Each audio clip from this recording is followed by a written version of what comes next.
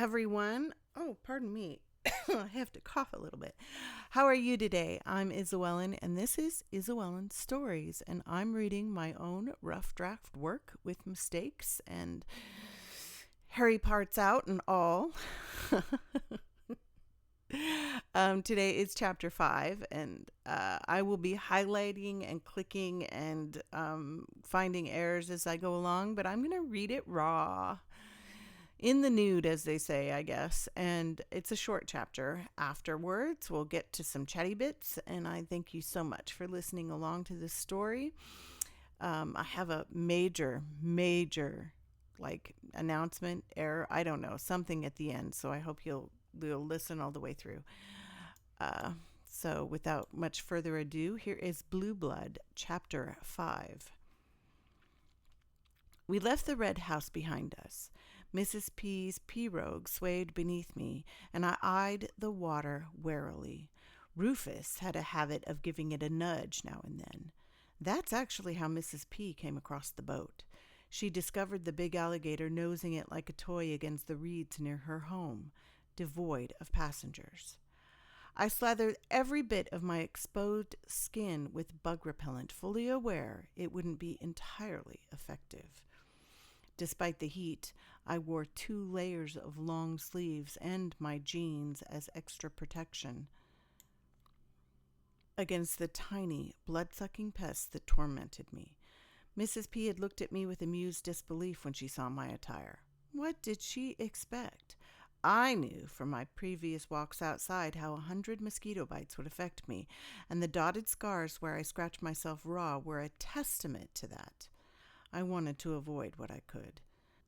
The fine, handsome, and unbothered Mr. Callan Rise stood at the front of the boat, poling us through the water with that maddening, flowing ease of his. His muscled arms were exposed to the light, the skin pale in defiance of the elements, as white as his inner monster was black. Innate magic created an aura of delicate, shimmering waves around his body that made me think of sunlight kissing water. I could see the blue-black stallion in him with every move of the pole. He loomed above me, tall and lean, hair down to his shoulders catching the breeze, the moody light turning it slick as oil. Every now and then he sent a glance at me from over the broad angle of his shoulder. Eyes glinting with thoughts I couldn't guess at, amusement maybe, or just the cold calculation of a blue blood sizing up another meal. He didn't sweat, didn't grunt, didn't even breathe hard in the heat. Clinging to his chest with the damp, his shirt revealed the hard lines beneath. I caught myself staring, a fly to his spider, at the way his shoulder blades, the defined line of his spine, led to the curve of his ass, before I forced myself to stop, heat prickling my neck. He was too beautiful, too perfect, a water spirit born to captivate fools to come closer. I always felt like such a fool when he was around, too willing to drown if I could just pet him a little. Eyes on the water, Red Blood. Who knows what might be lurking, he said. You keep your gaze on the water. I'm just a helper here, I replied. He laughed. The devious sound vibrated through me like a purr, and I enjoyed it and wanted to hear it more. What was wrong with me? Was I that desperate to get laid? Yes. Yes, the answer was yes, and that was the last thing I should be thinking about while alone with a man like this. We made good time, slipping by the trees like a slow-motion picture show. I spied a few shacks in the jungle of green, eaten up by kudzu, and one old broken pier that might have a road attached to it somewhere, but mostly it was moss-draped cypress trees I saw, making it hard to tell where we had come from and where we were going. To find Mrs. P's place, I'd use a mapstone, good for one try, stolen from my dad. Without it, the swamp would have swallowed me up. The dense foliage and twisting trails blurred into a wall of green. It seemed like he dragged us along for hours before stopping beneath the gnarled branches of the most frightening tree I'd ever seen. "What the hell is this?" I asked. Kalen didn't answer. Instead, with inhuman grace, he took the baskets one by one to the raised patch of land the roots of the old tree had created. Waiting for him were two large, similar bundles, Mrs. P's own baskets filled with coffee and sugar.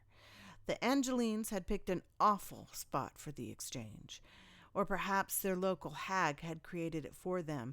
But if I didn't have nightmares about it for weeks, then there must be something wrong with me. Hanging from the twisted branches of the tree, like decorations on a creepy black Christmas display, were the decapitated heads of old dolls. Blonde, brunette, and bald, round baby faces swayed in an unseen breeze, occasionally bumping together with a hollow thud, like emptied-out gourds. The ugliest homemade wind chimes I'd ever seen. Some had turned sickly green, while others showed the mottled, blackened signs of spreading mold. The place stank of swamp rot, and my ears were filled with a buzzing sound I tried to brush away. Beyond that, there was just silence. I couldn't even hear the water as it lapped at the side of the pirogue. Caitlin did all the work without rocking the boat a single time, while I simply sat there, a blood buffet for the bugs. Moving in the light, the flat-bottomed transport was tricky, and I understood enough to only do it one person at a time. "Keep an eye out. Do you see them?" Caitlin asked me with his head tucked to the side, as if he didn't want anyone to see him talking. "See who?" "I don't see anything but trees and water." I ducked as something buzzed noisily close to my ear, as if it was trying to get inside where it could turn my brains to mush and lay its nasty eggs. "Get down!" Kaylin shouted at me as I registered that the buzz next to my ear had not been a bug, but a gunshot. I dropped to the floor of the boat and turned on my side. The pirogue wobbled. I flinched in panic, and it capsized, plunging me into the swamp. And that's the end of the chapter. So this is the big announcement. Kinnoshita is an incubus, not a succubus. I knew the difference when I started writing this novel. I still inverted them. An incubus is a male sex demon, and a succubus is a female sex demon. I know the difference. I still got it wrong. We can blame dyslexia or just lazy thinking or whatever, but there you go. That is my major announcement. What an error. And now it's all recorded, and 5 people out in the world have heard me make the mistake. But I've gone back into my ream and hopefully found all the errors. And if you continue to listen to this, hopefully I will catch all the errors. You will probably also notice that I cannot seem to pronounce words the same way twice. Can we just agree that I am not great at this audio thing? I do enjoy it. It helps me a lot. You heard all the clicking from all the edits I found that I did not find before until I read it for you as an audience and through the filter in my head of what it might sound like to you. But there you go. So any other updates? Well, the page for buying one-time insights into the story, one-time changes. Like now you can vote to change Margot's name. Do you like her name? Now you can vote and say, hey, I don't like this name. Let's change it. Or, I really want to leave it this way. Let's leave it. How about Lisa's name? I wanted normal sounding names for the characters, relatable, common names for the characters, but man, am I hating them. Lisa. In my head, I imagine Kinnoshita's consort as an Egyptian reincarnated princess, a goddess, if you will, who has been tangled in his incubus web, and he is now feeding off of her, but she is feeding off of him in turn, and they have paired up to survive in this new world they've been dumped into. Lisa, of all names. I don't know. I don't even know what nationality it must. Is it German? I don't even know what that comes from. I just picked it out of the air. Oh, Lisa will be good. Let's pick that. Snap. Put it in. That'll work. It doesn't work. I don't like it. Kin no Shida, I'm getting used to. Kin. I'm getting used to it, but it's not my favorite. I looked up him. There is a Singaporean photographer model whose name is Chando something. I'm probably not saying it right. And he is like almost 60 years old, maybe 60 years old by now. But his genes are so perfect that he looks like he is in his 30s or his early 40s. There's a maturity to his face that is not represented in lines or bad living. It's just a maturity in his jawline and in his eyes that is not necessarily in his skin. So some would say he only looks like he's in his late 20s. He is a tall, beautiful, muscled man with black hair and black eyes that I was thinking of when I created the character Kin no Shida. Now, does Kin speak Korean? Yes, but he speaks many Asian languages, many languages in general. That just happened to be one Lisa knew. And it was also a nod to my daughter who loves Korean. She just loves that whole stuff. Just I don't want to be rude and generalize it all together, but I can't tell you where all her manga, and anime and all that comes from. I know it comes from a broad spectrum.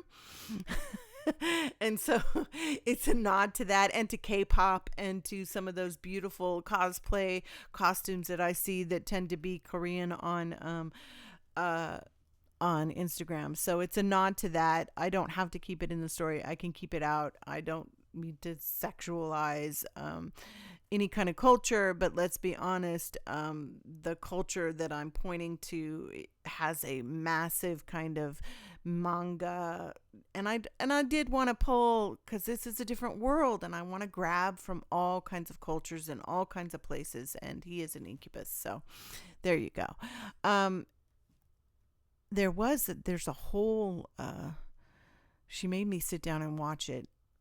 But this is where my memory is, people. And this book is just for fun. So don't come at me, okay? I'm not married to anything, and no insult is meant to any culture. And it's one reason why I love fantasy, is because you can just make things up and not have to worry about, feeling like you're hurting any people group anywhere. And I think I have his name up too. You could change that. You can also key in a deviation for add a character, take out a character, a minor character. What would a minor character be that I could remove? I could possibly remove Mrs. P's children, although I wasn't planning on doing that. I actually have a plot line set up for that. I could possibly remove Lisa. She's a minor character. I could, there are all kinds of things you can do here. And I am looking forward to playing and having lots and lots of fun. I got to call my son. I just got a text. Whee! So, hey, that's the update. Check out the page. Check out the links. I think I'm going to have a picture, an inspiration picture. Did I post that yet? Of Chando in my next post on Substack. So come and check that out. Maybe get to see who I'm talking about. His unique, how he can be almost 60 and look mature, but not look his age. I don't know. That's a fascinating, and he's a beautiful, beautiful specimen of a human being anyway. So check that out. Talented, wealthy, all the things, what else would you want in a romance book? Check that out. And I'm waving as I talk, but Thanks, guys, and I hope you will check out the story. All chapters are going to be unlocked because I'm joining Ream Raids. I think I got approved. We'll have to see. But have a great week, and I'll be here next week at some point in time to read more.